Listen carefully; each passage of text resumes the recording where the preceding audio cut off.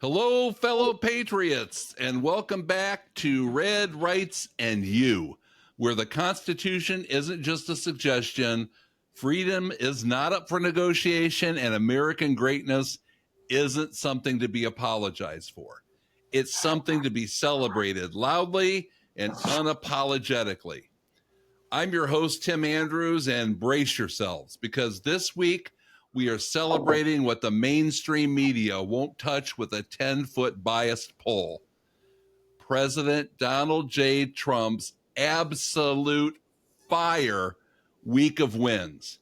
And not just little wins. These were victories, and they were huge.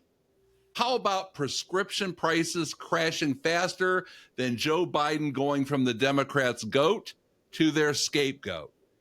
Yes, the president kicked things off by signing an executive order that says we won't pay more for our medicine than the country paying the least. So say goodbye to paying $700 for pills that cost $12 in Slovakia. Big Pharma's crying, and for once it ain't just from watching their stock tickers. But he didn't stop there. While the left was busy accusing him of starting World War III with a tweet, Trump went ahead and actually prevented a nuclear war. India and Pakistan, two nations with enough nukes to level the planet, were on the brink, and in walks Trump like the world's most sought-after marriage counselor. Next thing you know, they're holding hands and singing Bollywood karaoke. Did the media mention this diplomatic miracle? Of course not. They were too busy tracking down Trump's future tea times or checking Melania's whereabouts. God forbid they give credit where credit is due. Then came the Middle East tour, and oil bet the left didn't see this windfall coming. $600 billion from Saudi Arabia, $96 billion in Boeing aircraft from Qatar, and then another $200 billion from the United Arab Emirates. And those are conservative numbers. How refreshing. Biden couldn't get a cheese tray funded without sending $60 billion to Ukraine. And then Trump did what no president's done in decades. He lifted sanctions on Syria and met with their new leader. Diplomacy, leadership, vision? Yeah, those used to be good things when the Democrats were taking credit for them. But don't worry. When it comes to thwarting the will of the people who voted for President Trump and his agenda, the liberal left never disappoints. They have no plans or solutions. They exist only to upset the MAGA delicious red apple cart. Once again, the Supreme Court, yes, the same one liberals threatened with violence and intimidation, the same one they said was packed by Trump and in dire need of term limits, has blocked Trump from using the Alien Enemies Act of 1798 to deport Venezuelan gang-affiliated illegals. Because apparently violent criminals now fall under compassionate exceptions. So let me get this straight. Obama deported 5.3 million people, mostly without court hearings. No problem. Nobel Peace Prize. Trump tries to do the same thing using existing law, and suddenly it's a human rights catastrophe. You really can't make this up. I mean, is there a Soros checkbook hidden under every judge's robe on that bench? Anyway, before I blow a gasket the size of Kamala's most recent word salad rant, let me bring in the man who keeps me grounded when the left goes unhinged. My co-host, the destroyer of woke ideology, the voice of conservative common sense, the hammer of the hateful, Mark Mosgrove. Now, Mark, I hear you've got a few spicy takes on Bernie Sanders and some of the other DC dinosaurs trying to stay relevant. Yeah, I do. First of all, thanks for having me. For the last couple weeks, Bernie Sanders has been out there on his oligarchy,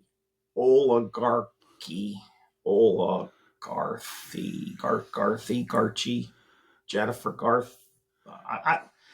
How do you say that word? And that's actually the point. He's so elitist. He's such an intellectual elitist. He's going around on this oligarchy tour. How many people know even what that word means? What does it mean? I had to think a little bit about government class, but that's not a word that's thrown around. What do you think it means? Tim, what do you think oligarchy means? Well, I cheated because I remember that's what they used to say about the Russians when they were going to stop them from importing, and they seized all of the oligarchs' ships. What I think it means is they're upper echelon, influential leaders with millions of dollars. But why can't you just say that? James Carville, who's a Democrat, was the first one to come out and criticize his party for using these kind of words that nobody understands and nobody can relate to.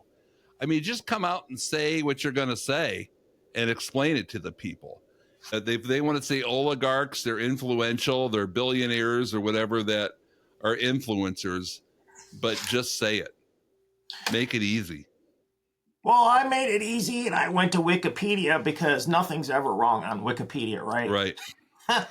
But just as a guideline, Wikipedia says oligarchy is a form of government in which power rests with a small number of people.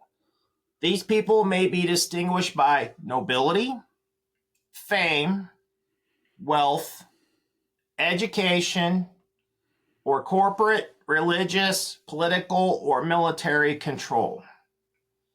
Throughout history, power structures considered to be oligarchies have often been viewed as coercive, relying on public opinions or oppression to exist. Okay, so when you see that explanation of the word oligarchy, it's nobility, fame, wealth, education, political, and military control. Isn't that what we have now? And isn't Bernie Sanders part of that? Yeah. I mean, he's a millionaire. He owns multiple homes. He's flying around on a private jet, which we can talk about the private jet and how much it cost to run that private jet and how much of the planet's been polluted by him going around complaining about oligarchs when he is one himself. Because oligarchy is not just rich people running the government. If you even go on Wikipedia, there's different types of oligarchies, and one of them is an intellectual oligarchy. George Bernard Shaw coined the concept of an intellectual oligarchy in his play Major Barbara in 1907. In the play, Shaw criticizes the control of society by intellectual elites and expresses a desire for the empowerment of the common people. Now, this is what George Bernard Shaw wrote in 1907. I now want to give the common man weapons against the intellectual man. I love the common people. I want to arm them against the lawyer, the doctor, the priest, the literary man, the professor, the artist, and the politician who, once in authority, is the most dangerous, disastrous, and tyrannical of all the fools, rascals, and impostors. I want a democratic power strong enough to force the intellectual oligarchy to use its genius for the general good or else perish. Now, when I read that, I think the poster boy of intellectual oligarchy is Bernie Sanders. Wouldn't you agree? I agree. It's funny, every definition that you gave when you were looking in Wikipedia or wherever your source was, all of those definitions pretty much describe the supporters and donors of the Democrat Party. I mean, you've got Hollywood. They say that would be an oligarchy. You've got your wealthy, your billionaires. Yes. That would be an oligarchy. You've got Soros and all these people that are doing all these things. You've got influential, powerful people in business that are part of an oligarchy. So to me, George Clooney. Part of the oligarchy. Oligarchy. Garky. If you can't say it, It's rough. yeah. But it's unbelievable hypocrisy. So No primary in the last presidential election. The candidate was appointed by the elitist. I mean, Bernie, who are you railing against? Because it's not what Trump's doing. All Trump's trying to do is follow the law and make us secure. And I did notice that Bernie did say something about, it was a good thing what Trump did with the drug prices or what have you. So at least he had a sliver of intellectual honesty, right, to admit that fits with what he would want it. But how many other Democrats out there gave Trump any credit for that at all? It's typical. The pot calling, the kettle black, projection, whatever you want to say. It couldn't be more obvious what the Dems are doing, just like the deportation with that Supreme Court decision. To me, it is eye-opening to see that the Supreme Court justices, who until recently were rallying around every conservative issue that was coming through the courts and supporting them by at least a 7-2 vote, and sometimes unanimously, all of a sudden those votes have changed. Now, I'm not one for conspiracy theories. I am, because they say yesterday's conspiracy theories are tomorrow's headlines. It's funny with the federal judges doing what they're doing, and now the Supreme Court judges doing what they're doing. The Democrat elite, Soros and those guys, they're really down to their final card. Trump is holding all the cards, MAGA and the cabinet.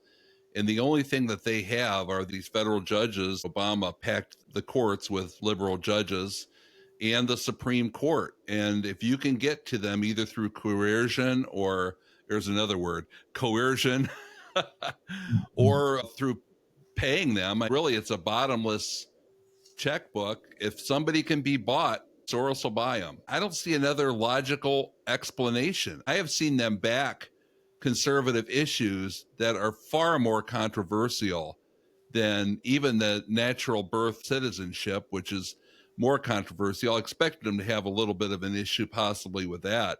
But with the deportation under the Alien Enemies Act, how can you say that all these gang members that are coming in here don't fall under alien enemies? You're killing our people directly through murder, rape, or through drugs with fentanyl. So it's really something how they are just trying to step on the will of the American people, because Trump wouldn't be doing all these things if it wasn't something that the American people wanted when they voted him in. You'd say by millions and millions. Well, it was a couple million votes, but he still won the popular vote. He still got the swing states. He still swayed more people from different demographics over to the Republican side than ever before. The young people and African American, Spanish, the whole ball of wax. So it's the will of the people, and it's being stepped on by these guys because they're doing anything they can. They're grasping at straws, trying to get him to do things, and they're going to come right back and criticize Trump for not doing the things that they're preventing him from doing. That's the bottom line. That's all they've got left. He's getting wins, and then you have people like that Tarlov girl on Fox News saying that those deals were already in the works back in 23 and 24. Well, who cares? I mean, talk is cheap. Nobody was able to get it done. He's the one that pulled the trigger. So it's not going over there and fist bumping people just because you have to be there for a publicity stunt.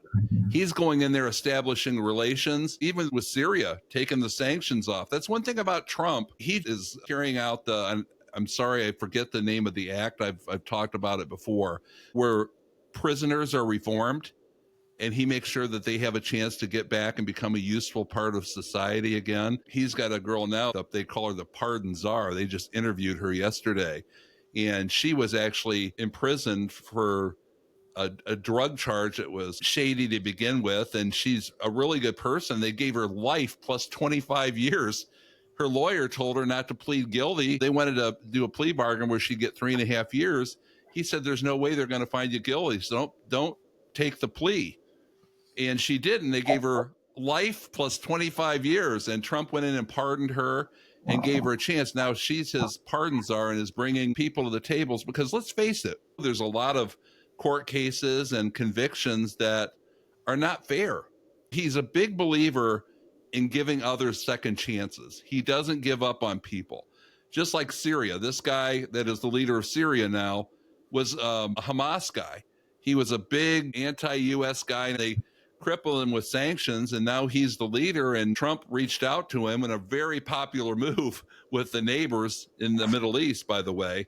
Now they're trying to restore relations with Syria. The whole time they're choking out and making Iraq weaker and not giving them a leg to stand on.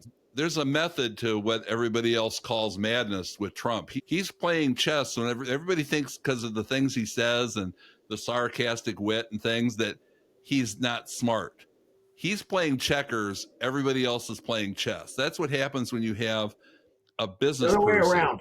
Oh, I'm He's sorry. playing You're right. Chess. Yeah. Everyone else is Unless he's playing checkers. 4-level checkers. You're See, right. I'm paying attention. Good. I I thought you were ignoring me this whole time, Mark. I was just making sure you're on your toes. But no, he's playing chess, high-level chess, while everybody else is playing checkers. So he knows what he's doing, and he's getting win after win after win. And every time he gets these wins, they do something more desperate and make themselves look worse and worse, and it's just becoming a complete joke to the point where I don't know how they're going to win another election in the foreseeable future. I really don't. They're destroying their chances. I'm afraid that party is going to have to completely be reformed, or else they're going to have to bring in a new party. You know, it's funny how they've basically transposed each other, where now the Republican Party has become more the party for the working people. Right. They try to make it out like he's going to give all these breaks to the billionaires, but he makes sure he goes across the board. He's not unintelligent. He knows everybody's going to get a tax break. It's going to help everyone. What do you think about the Middle East trip and the things that he's doing there? And how about the jet that he was given by Qatar, the $400 million jet? What do you think about that? Well, I think that if someone gives you something as a gift, you graciously accept it. Otherwise, they're offended when you don't. Second of all, I would have trust in our intelligence people to go up and down that jet and make sure there's no devices on it. Right. And if they can't find devices on a jet, then we're in trouble, because that is their job, and that's what they're supposed to do. I mean, they might strip it down to its frame. The jet's got its mechanicals, but then probably the whole insides would have to be gutted and turned into Air Force One. Yeah. So it's probably a rip down to the frame sort of thing, I would think. Yeah. But if you did find listening devices or something on it, well, then now you know, and you could say they gave us a jet with listening devices on it. To me, what's the harm in accepting that? But again, it's just like the inflation report came out, and inflation had gone down or didn't go up as much as it was supposed to. In other words, it was a favorable inflation rate. Only in the liberal mindset media, if the inflation had came out and inflation was up, Trump's doing a terrible job because of the tariffs. Look what he's done. Inflation has gone up. And let's not forget that when inflation went up after COVID and Biden, inflation's transitory. But now they're trying to put that around Trump's neck. So guess what? The inflation number comes back favorable. And guess what their reporting is? Oh, that's bad that the inflation is down, because that means that the economy is slowing and we're heading to bad times. So it's bad if you have inflation. It's bad if you don't have inflation. Mm-hmm. Make up your mind, people. Which is it? Yeah.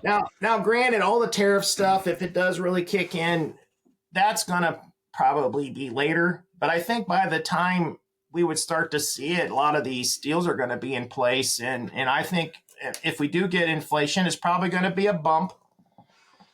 But it isn't the Chicken Little sky is falling scenario. I don't think, I don't see that. Now they're saying it's because Trump caved. No, he's negotiating. He's got China where he wants them to be. Like you said, he's playing like in the original Star Trek, they had like this multi-level chess where Spock would be playing with Kirk. That's what Trump's doing right now, and they can't see it. They just can't. Anytime you try things, you're going to end up making mistakes at some point. Last night, actually, we watched on Netflix. There was a 3-part series about how they ended up catching and killing bin Laden. And they spent a lot of time talking about President Obama and him being, we're going to do this. Ironically, but not surprisingly, when Obama was talking to the people around the room, should we go in and try to get this guy? Guess who didn't want him to do it in that room? Who do you want to guess? Who was part of Joe Biden or part of Obama's circle? Biden. He didn't want to go in. Right there just goes to show, afraid to do anything. I mean, we saw what happens as he was a president. But anyway, I give President Obama credit for making the decision to go in and get the guy, because it could end up being a disaster, and it might have cost him the election. Right. So I'm going to be fair when credit is due. Agreed. For something like that. But then Obama got the Nobel Peace Prize before he even did anything. Right. And Trump has had the Abraham Accords in his first term. He's actually trying to build on that now, get Saudi Arabia and the other countries to finally accept Israel and to make it a more peaceful area. And his position is we make it more peaceful due to commerce. Because if you are intertwined doing business, boy, it's a lot harder to go blow up your neighbor if you're doing trade and their people are in your country and your people are in their country and goods are going back and forth. Boy, were they excited to see him, huh? They were very excited to see him. Here's the thing. They talk about the gift, the plane or what have you, but first of all, it's not unprecedented. They gave, I think, Biden a helicopter, or Clinton. The Clintons got several very expensive gifts. Secondly, it's not going to Trump. It's actually going to our government. That plane is only to be used by the government. They'll never admit on the left that they want to see the country fail. But what they hate more than anything else is watching President Trump succeed. And what they don't seem to understand is that if he doesn't succeed with these mandates and these common sense issues that the people, they're desirous, they want these things to go through because they are good for the country. If he fails and he's prevented from succeeding or following through on these issues, then the country will fail. That's the bottom line. And the biggest one is Doge, because we're going down a real bumpy road here. And if we don't get these things under control, this country is going to implode, because you can't just keep going into massive debt year after year after year after year. Even top Democrats that have a lick of common sense are saying, look, instead of all these criticisms and hatred and name calling, Harold Ford, for instance, I just hope that guy never runs, because he actually does make some common sense. He might actually be a good Democrat politician. They'll never bring him in. But if they make common sense decisions, and instead of the Democrats criticizing every single thing, one, either work with Trump, or two, come up with ideas that may be better, other ideas that you can run through Congress and the Senate that might be bipartisan, and or three, all of the above, right? Work with them to come up with solutions based on some compromises that are common sense compromises that aren't necessarily biased from one party to the next. And that would naturally start getting the country back on a more of an even playing field, a little more cohesion, and people starting to work together again. I don't want to say it's too far gone on the federal level, but I think the change agent in government really does need to come from the states and from local governments. And I know we're going to be talking in a different podcast about a Lincoln dinner that we went to the other night. But I think that government politics ultimately needs to be local. And I think that some of these big things that are a problem on the federal level where the Republicans and Democrats can't get it together, I think a lot of states in their roles have figured out how that works. Ohio, the state we're in, has gone red and has consistently gone more red. The government is mostly Republican, but it wasn't always that way, but they're getting things done. I would like to see the federal government get its fingers out of a lot of things and move some of the power back to the states. I want a strong federal government when it comes to security and borders and that sort of thing. But, when they talk about Medicare possibly being cut, probably what would be more effective is if the federal government got a little bit out of the Medicare business and put it more towards the states. Now, people are going to say, oh, the states aren't going to be able to afford it. Well, the federal government still provides the money for Medicare. But I think at the state level, there's a lot more innovation going on in government. And we need to do that. And DOGE is working towards that as well. Because if you can shrink the federal government, even if you shrink it a little bit more than it should be shrunk, the states might have to pick up a little bit of the difference. If your federal taxes are cut by, say, 10%, but then your state taxes have to go up 1 or 2% to cover a few things that the feds aren't taking care of anymore, what is wrong with that? I agree. And I also think that as these wins and the successes build, they're going to have no choice but to sit back and say, okay, look, if you can't beat them, join them. The only way they're going to be relevant again is if they can work together and help to solve some of these things. And if there were more Democrats that will step forward and say, hey, look, Fetterman maybe a little bit. I mean, there's some here and there, right? But if there were more that stepped forward and said, look, Democrat or Republican, we have issues that need to be resolved. And I, for one, am willing to step forward and not give up my party affiliation, but let's look at common issues that affect the whole country, not Democrat, not Republican, not Libertarian, but the entire country.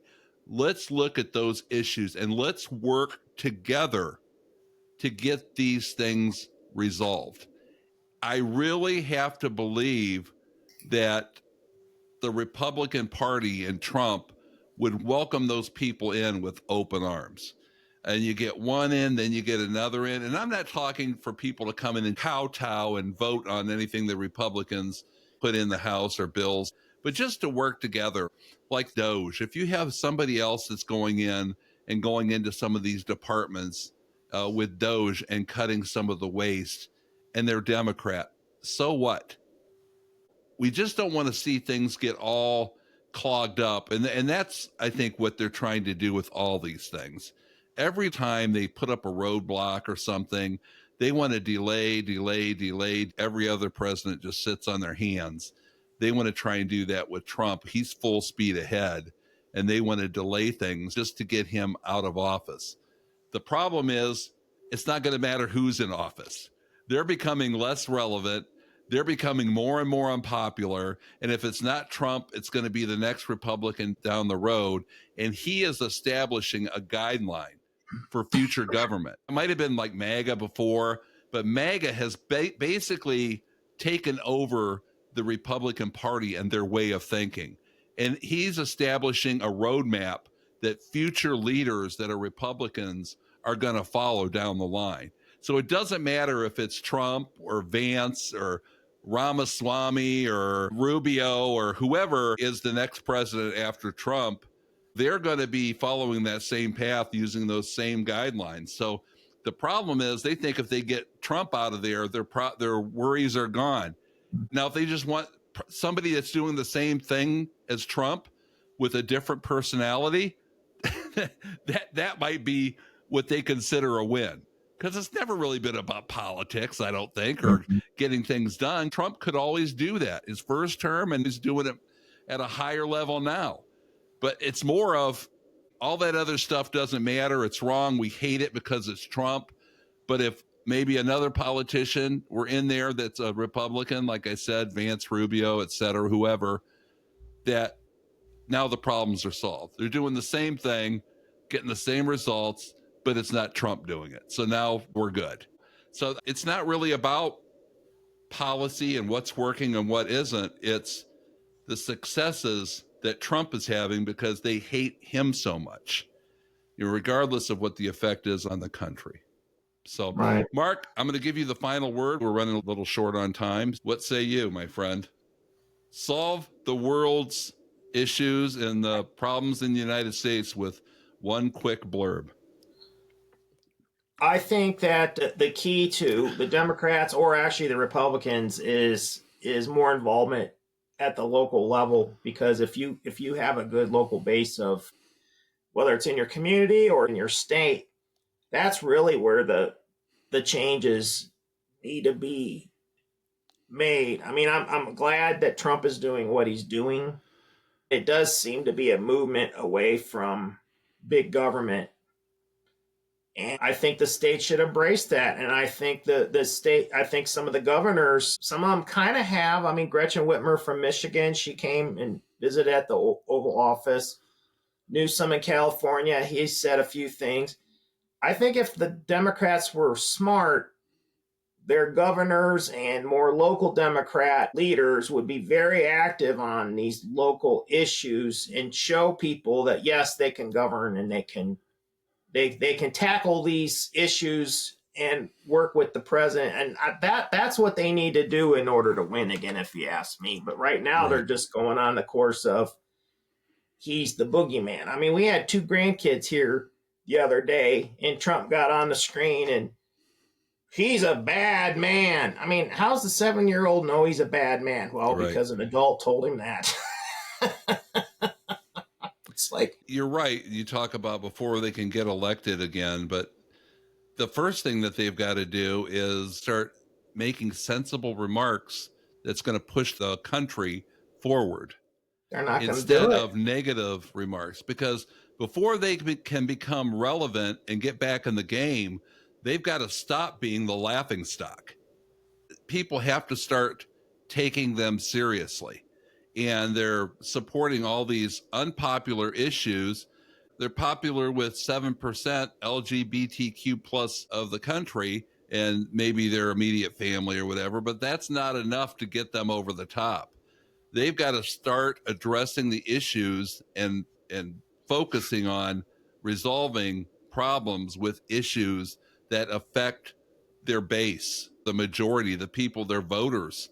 Or, and stop making fools out of themselves with these crazy folk songs and sit-ins and blocking gates and storming prisons and everything else, and then trying to lie about it when technology's killing these guys. Social media is killing their mainstream media, folks that are getting out there and trying to control them. Social media, body cams, when they were up there, they clearly showed the one girl bumping up against somebody, putting her hands on ICE agents. So, it's not easy to lie and have the media hide your sins anymore.